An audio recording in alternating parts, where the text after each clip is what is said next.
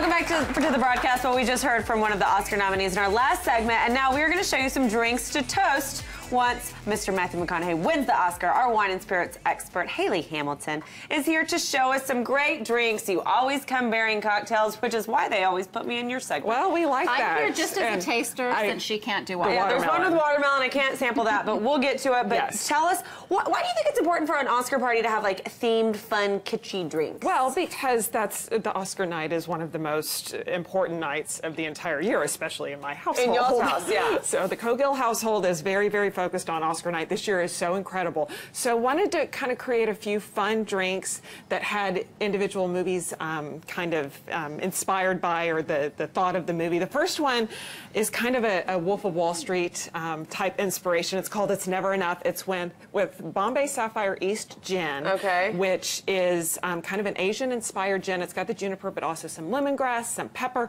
a little bit of Saint Germain, the beautiful elderflower liqueur that we love.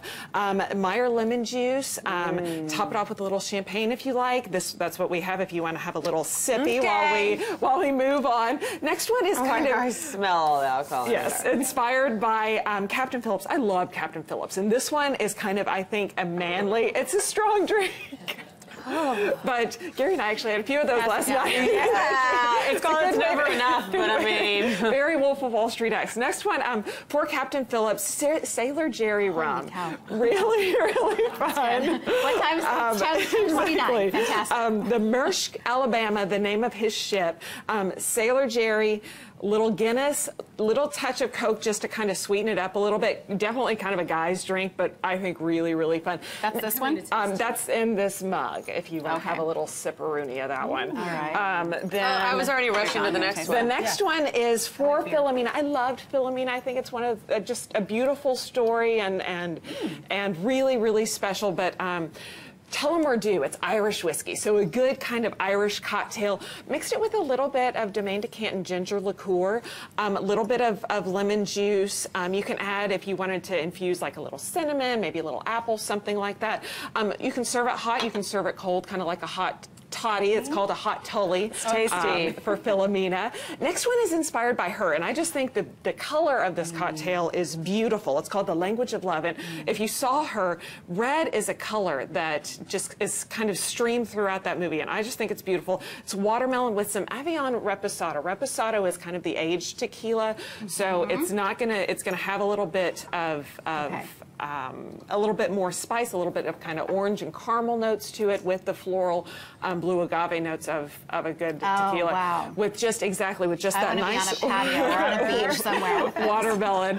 And then what's our last one? Kind of did a fun one. So the John Wayne Film Festival is coming to Dallas at the end of April. So made a very John Wayne cocktail for him. This is called a Rio Bravo with Cointreau Noir. It's actually the orange Cointreau liqueur with a little bit of cognac, some of that good Reposado, a little bit of bourbon. I have Garrison Brothers, a little bit of lime. Do a little chili salt on the rim, and it's a good. That's all you. Good. He said it's the strongest one, and she's like, Courtney, you taste exactly. it. But I think they're You're so all sophisticated, though. I'm like, where's the cotton candy vodka? well, and yes, Like, we just can. smelling that, It makes you the alpha male, doesn't it? It's a strong one, but I just think that there's no. Jeez, give it. Taste it. No, taste it. Taste it. No, What's no. on the rim? it's a little chili salt. Oh, yeah. It's a little spicy, a little strong. Definitely got some kick. Testosterone levels just spiked. Basically, any of these. Yep, she got a chest hair. Any of these will make sure your Oscar night, even if you don't care about watching the awards, will be a lot more fun. Drinks like this just go to show, even if you lose, you win. Exactly. So When you're cheers. sipping something like this. Cheers, cheers. Well, thank you for being here. Absolutely. And, I'm Have fun excited with to hear Oscar night. Gary's all his favorite picks, and Exactly. if he's going to be with us on Friday, kind of giving us the rundown, her other half. My other half. Giving us the rundown, Gary Cogill, about all of his favorite top picks for the Oscars. So I'm excited And to people hear can that. still get on and do that contest. Do where your you contest. can Gary and pick I look. what Gary picks. If you can beat him, then you get to have dinner with these guys. And no, they're not doing the contest anymore? No, it already closed. Yeah. It's closed. Okay. Ooh, we You want can to find see these who the big recipes winner by is. going to thebroadcasttv.com and always on Haley's website. That's DallasUncorked.org. Okay, a party spread isn't complete without a few sweets, right? Well, we are going to be back in the Sub-Zero Wolf Bentwood kitchen with some ideas that your guests will love. That's all courtesy of Sissies.